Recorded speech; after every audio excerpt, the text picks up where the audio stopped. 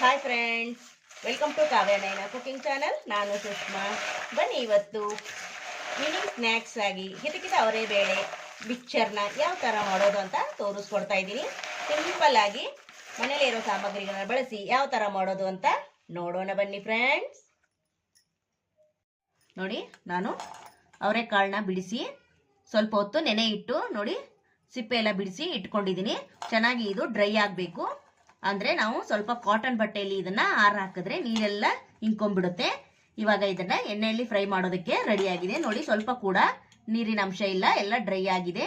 ಇವಾಗ ಇದನ್ನ ಎಣ್ಣೆಯಲ್ಲಿ ಫ್ರೈ ಮಾಡ್ಕೊಳ್ಳೋಣ. ನೋಡಿ, ಈಗ ಎಣ್ಣೆ ಕೂಡ ಚೆನ್ನಾಗಿ ಬಿಸಿಯಾಗಿದೆ. ಈಗ ಅವರೇ ಬೇಳೆನ ಫ್ರೈ ಮಾಡ್ಕೊಳ್ಳೋಣ. ನೋಡಿ, ಒಂದೊಂದೇ ಸೌಟ್ ಆಗೋಷ್ಟು ಹಾಕೊಂಡು ಫ್ರೈ ಮಾಡ್ಕೋಬೇಕು. ಬೇಗ ಫ್ರೈ ಆಗಿದೆ ಅಂತ ಎತ್ತಬಾರ್ದು, ಅದೇ ಚೆನ್ನಾಗಿ ಫ್ರೈ ಆಗಿ ಮೇಲೆ ಬರುತ್ತೆ. ಆವಾಗ ನಾವು ಇದನ್ನ ತೆಗಿಬೇಕಾಗುತ್ತೆ. ನೋಡ್ತಾ ಇದ್ದೀರಾ, ಎಣ್ಣೆ ಚೆನ್ನಾಗಿ ಬಿಸಿಯಾಗಿರಬೇಕು, ಅಂದಾಗ ನಮಗೆ ಚೆನ್ನಾಗಿ ಫ್ರೈ ಆಗುತ್ತೆ. ನೋಡಿ, ತುಂಬ ಅಂದರೆ ತುಂಬ ರುಚಿಯಾಗಿರುತ್ತೆ ಫ್ರೆಂಡ್ಸ್. ನೀವು ಕೂಡ ಒಂದ್ಸತಿ ಟ್ರೈ ಮಾಡಿ ನೋಡಿ. ಈವ್ನಿಂಗ್ ಸ್ನ್ಯಾಕ್ಸ್ ಆಗಿ ಹಿತಕಿತ ಅವರೇ ಬೇಳೆ ಮಿಕ್ಚರ್ನ ಯಾವ ಥರ ಮಾಡೋದು ಅಂತ ತೋರಿಸ್ಕೊಡ್ತಾ ಇದ್ದೀನಿ. ಹೊಸಬ್ರು ಯಾರಾದರೂ ನಮ್ಮ ಚಾನಲ್ ನೋಡ್ತಾ ಇದ್ರೆ ಪ್ಲೀಸ್ ಸಬ್ಸ್ಕ್ರೈಬ್ ಮಾಡ್ಕೊಂಡು ನೋಡಿ. ವಿಡಿಯೋನ ಎಲ್ಲೂ ಕೂಡ ಸ್ಕಿಪ್ ಮಾಡಬೇಡಿ, ಪೂರ್ತಿಯಾಗಿ ವಿಡಿಯೋ ನೋಡಿದ್ರೆ ತುಂಬ ಹೆಲ್ಪ್ ಆಗುತ್ತೆ ಫ್ರೆಂಡ್ಸ್. ನೋಡಿ, ಚೆನ್ನಾಗಿ ಫ್ರೈ ಆಗ್ತಾ ಇದೆ. ನೋಡಿ, ಅದೇನೆ ಫ್ರೈ ಆಗಿ ಮೇಲೆ ಬರುತ್ತೆ. ಆವಾಗ ನಾವು ಇದಾಗಿದೆ ಅಂತ ತೆಗಿಬೇಕು. ನೋಡಿ, ಈಗ ಫ್ರೈ ಆಗಿ ಎಲ್ಲ ಮೇಲೆ ಬಂದು ನಿಂತಿದೆ ಅಲ್ವಾ, ನೋಡ್ತಾ ಇದ್ದೀರಾ ಎಲ್ಲ. ನೋಡಿ, ಫ್ರೈ ಆಗಿ ಮೇಲೆ ಬಂದಿದೆ ಅಲ್ವಾ. ನೋಡಿ, ಅದೇ ಬರೋವರೆಗೂ ನಾವು ಇದನ್ನ ತೆಗಿಬಾರ್ದು. ನೋಡಿ, ಇವಾಗ ಆಲ್ಮೋಸ್ಟ್ ಫ್ರೈ ಆಗಿ ಎಲ್ಲ ಮೇಲೆ ತೇಲ್ತಾ ಇದೆ ಅಲ್ವಾ. ಇಷ್ಟು ಫ್ರೈ ಮಾಡ್ಕೊಂಡ್ರೆ ಸಾಕಾಗುತ್ತೆ. ಇವಾಗ ಅವರೆಕಾಯಿ ಸೀಸನ್ ನಡೀತಾ ಇರೋದ್ರಿಂದ ನಾವು ವೆರೈಟಿಯಾಗಿ ಮಾಡ್ಕೊಂಡು ತಿನ್ಬೋದು. ನೀವು ಕೂಡ ಒಂದ್ಸತಿ ಟ್ರೈ ಮಾಡಿ ನೋಡಿ, ನಿಮಗೂ ಕೂಡ ತುಂಬ ಇಷ್ಟ ಆಗುತ್ತೆ. ನೋಡಿ, ಇದೇ ಥರ ಎಲ್ಲ ಅವರೇ ಬೇಳೆನ ನಾನು ಫ್ರೈ ಮಾಡಿ ತಗೊತೀನಿ. ಒಂದು ಟಿಶ್ಯೂ ಪೇಪರ್ ಮೇಲೆ ಹಾಕೋಬೇಕಾಗುತ್ತೆ. ಎಣ್ಣೆ ಎಲ್ಲ ಟಿಶ್ಯೂ ಪೇಪರಲ್ಲಿ ಹೀರ್ಕೊಳ್ಳುತ್ತಲ್ವಾ. ನೋಡಿ ಫ್ರೆಂಡ್ಸ್, ಅವರೇ ಬೇಳೆ ಎಲ್ಲ ಹುರಿದಿದ್ದಾಗಿದೆ. ಈಗ ಒಂದು ಅರ್ಧ ಕಪ್ ಆಗೋಷ್ಟು ಕಡಲೆ ಬೀಜನ ಹುರ್ಕೊತೀನಿ. ಇಲ್ಲಿ ಇಷ್ಟೇ ಹಾಕ್ಬೇಕಂತೇನಿಲ್ಲ, ನಿಮ್ಗೆ ಎಷ್ಟು ಬೇಕೋ ನೋಡಿಕೊಂಡು ನೀವು ಕಡಲೆಬೇಳೆ, ಕಡಲೆ ಬೀಜ ಎಲ್ಲವನ್ನು ಸೇರಿಸ್ಕೋಬಹುದು. ನೋಡಿ, ನೀವು ಕಡಲೆಬೇಳೆ ಹಾಕೋದಾದ್ರೆ ಒಂದು 10-15 ನಿಮಿಷ ಬಿಸಿನೀರಲ್ಲಿ ನೆನೆ ಇಡಿ ಕಡಲೆಬೇಳೆನ. ಆವಾಗ ಎಣ್ಣೆಯಲ್ಲಿ ಫ್ರೈ ಮಾಡ್ಕೊಂಡ್ರೆ ತುಂಬ ಚೆನ್ನಾಗಿ ಗರಿಗರಿಯಾಗಿ ಬರುತ್ತೆ. ನಾನು ಕಡಲೆಬೇಳೆ ಮರ್ತೋಗಿದ್ದೀನಿ. ನೋಡಿ, ಇವಾಗ ಇವನು ಕೂಡ ಚೆನ್ನಾಗಿ ರೋಸ್ಟ್ ಮಾಡ್ಕೊಳ್ಳೋಣ. ಇದು ನಮ್ಮ ಚಾನಲ್ಗೆ ಯಾರೆಲ್ಲ ಸಬ್ಸ್ಕ್ರೈಬ್ ಮಾಡ್ಕೊಂಡಿಲ್ಲ ಪ್ಲೀಸ್ ಹೋಗಿ ಸಬ್ಸ್ಕ್ರೈಬ್ ಮಾಡ್ಕೊಳ್ಳಿ. ಬೆಲ್ ಐಕನ್ನ ಪ್ರೆಸ್ ಮಾಡಿ ಆಲ್ ಅನ್ನೋ ನೋಟಿಫಿಕೇಶನ್ ಸೆಲೆಕ್ಟ್ ಮಾಡ್ಕೊಂಡ್ರೆ ನಾವು ಹಾಕೋ ವಿಡಿಯೋ ಎಲ್ಲ ಮೊದಲು ನಿಮಗೆ ಬರ್ತದೆ ಫ್ರೆಂಡ್ಸ್. ಆಗ ಎಲ್ರಿಗಿಂತ ಮುಂಚೆ ನೀವೇ ನೋಡ್ಬೋದು. ನೋಡಿ, ಗರಿಗರಿ ಆಗೋ ಥರ ನಾವು ಇವನ್ನ ಫ್ರೈ ಮಾಡ್ಕೋಬೇಕು. ನೋಡಿ,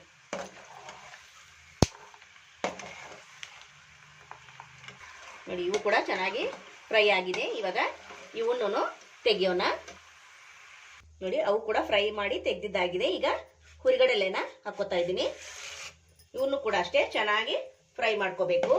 ನೋಡಿ,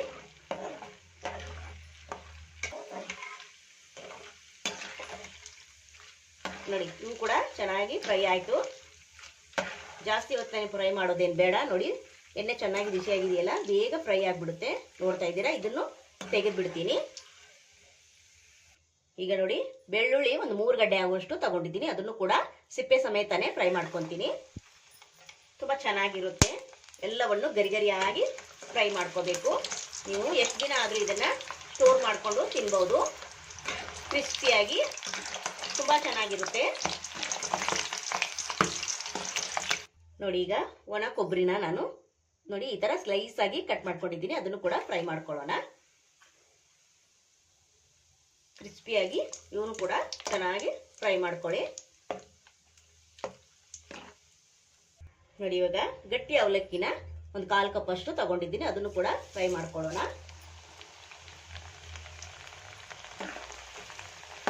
ನೋಡಿ, ಇದು ಕೂಡ ಅಷ್ಟೇ ಗರಿಗರಿಯಾಗಿ ಫ್ರೈ ಮಾಡ್ಕೊಳ್ಳೋಣ. ನೋಡಿ, ಎಷ್ಟು ಬೇಗ ಆಯಿತು ನೋಡಿ ಫ್ರೆಂಡ್ಸ್, ತುಂಬ ಹೊತ್ತು ತಗೊಳ್ಳಲ್ಲ. ನೋಡಿ, ನೋಡ್ತಾ ಇದ್ದೀರಾ, ಇವಾಗ ಇದನ್ನು ಕೂಡ ತೆಗೆದುಬಿಡ್ತೀನಿ. ನೋಡಿ, ಈಗ ಕರಿಬೇವು ಸೊಪ್ಪನ್ನು ಕೂಡ ಫ್ರೈ ಮಾಡ್ಕೊಳ್ಳೋಣ. ಇದು ಕೂಡ ಅಷ್ಟೇ ಗರಿಗರಿಯಾಗಿ ಫ್ರೈ ಮಾಡ್ಕೊತೀನಿ.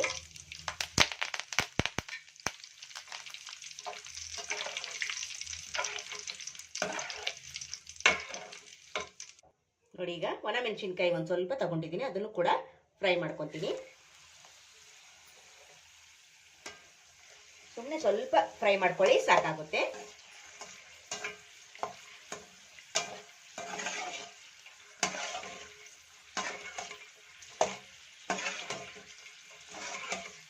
ನೋಡಿ, ಇಷ್ಟಾದರೆ ಸಾಕು. ಇದನ್ನು ತೆಗೆದುಬಿಡೋಣ. ನೋಡಿ, ಎಲ್ಲವನ್ನು ನಾನು ಫ್ರೈ ಮಾಡಿ ಟಿಶ್ಯೂ ಪೇಪರ್ ಮೇಲೆ ಹಾಕ್ಕೊಂಡಿದ್ದೀನಿ. ಇವಾಗ ಚೆನ್ನಾಗಿ ಟಿಶ್ಯೂ ಪೇಪರಿಂದ ನಾವು ಇದನ್ನು ಒರೆಸಿ ತಗೊಳ್ಳೋಣ. ನೋಡಿ ಎಷ್ಟು ಎಣ್ಣೆ ಎಲ್ಲ ಹೀರ್ಕೊಂಡಿದೆ ಅಂತ ನೋಡ್ತಾ ಇದ್ದೀರಾ. ನೋಡಿ,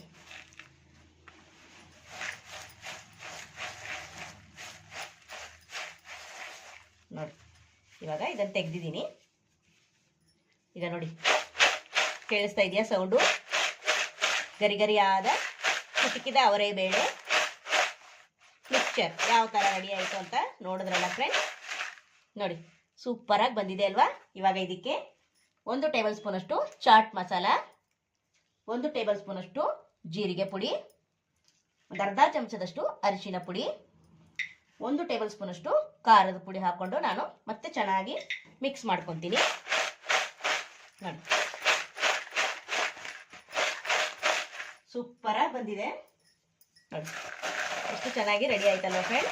ನೋಡಿ, ನೀವು ಕೂಡ ಒಂದ್ಸತಿ ಟ್ರೈ ಮಾಡಿ, ನಿಮಗೂ ಕೂಡ ಇಷ್ಟ ಆಗುತ್ತೆ.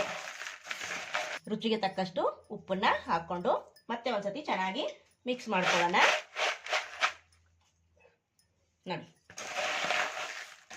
ಗರಿ ಗರಿಯಾದ ಈವ್ನಿಂಗ್ ಸ್ನ್ಯಾಕ್ಸು ರೆಡಿ ಆಯ್ತಲ್ವ ಫ್ರೆಂಡ್. ನೋಡಿ, ಈ ಥರ ಮನೇಲಿ ಮಾಡಿಟ್ಕೊಂಡ್ರೆ ತಿಂಗಳ ಪೂರ್ತಿ ನಾವು ಸ್ಟೋರ್ ಮಾಡಿ ಇಟ್ಕೋಬಹುದು. ಬೇಕರಿಯಿಂದ ತರೋ ಅವಶ್ಯಕತೆನೇ ಇರಲ್ಲ. ಮನೆಯಲ್ಲಿ ನಾವು ಈಸಿಯಾಗಿ ಮಾಡ್ಕೋಬಹುದು. ನೋಡಿ, ಅವರೆಕಾಳು ಸೀಸನ್ ನಡೀತಾ ಇರೋದ್ರಿಂದ ಈ ಥರ ಮಿಕ್ಸರ್ನ ನಾವು ಮನೆಯಲ್ಲೇ ಮಾಡ್ಕೋಬಹುದು.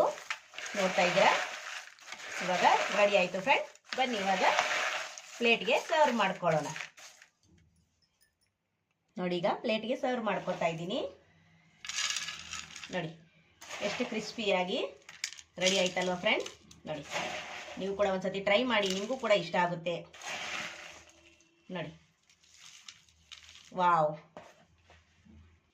ನೋಡಿ ಫ್ರೆಂಡ್, ಎಷ್ಟು ಸಖತ್ತಾಗಿ ಕಾಣಿಸ್ತಾ ಇದೆ. ಕ್ರಿಸ್ಪಿಯಾಗಿ ಗರಿ ಗರಿಯಾಗಿ ಮನೇಲೆ ನಾವು ಅವರೆಬೇಳೆ ಮಿಕ್ಸರ್ನ ಯಾವ ಥರ ಮಾಡೋದಂತ ನೋಡ್ಕೊಂಡ್ರಲ್ಲ. ನೀವು ಕೂಡ ಒಂದ್ಸತಿ ಟ್ರೈ ಮಾಡಿ. ಈ ವಿಡಿಯೋ ನಿಮಗೆ ಇಷ್ಟವಾದರೆ ಪ್ಲೀಸ್ ಲೈಕ್ ಮಾಡಿ, ಶೇರ್ ಮಾಡಿ, ಕಮೆಂಟ್ ಮಾಡಿ, ಸಬ್ಸ್ಕ್ರೈಬ್ ಮಾಡ್ಕೊಳ್ಳಿ. ನಮ್ಮ ಈ ವಿಡಿಯೋ ನೋಡಿದ್ದಕ್ಕಾಗಿ ನಿಮ್ಮೆಲ್ಲರಿಗೂ ಧನ್ಯವಾದಗಳು. Thank you for watching. ನಮಸ್ಕಾರ ಫ್ರೆಂಡ್ಸ್.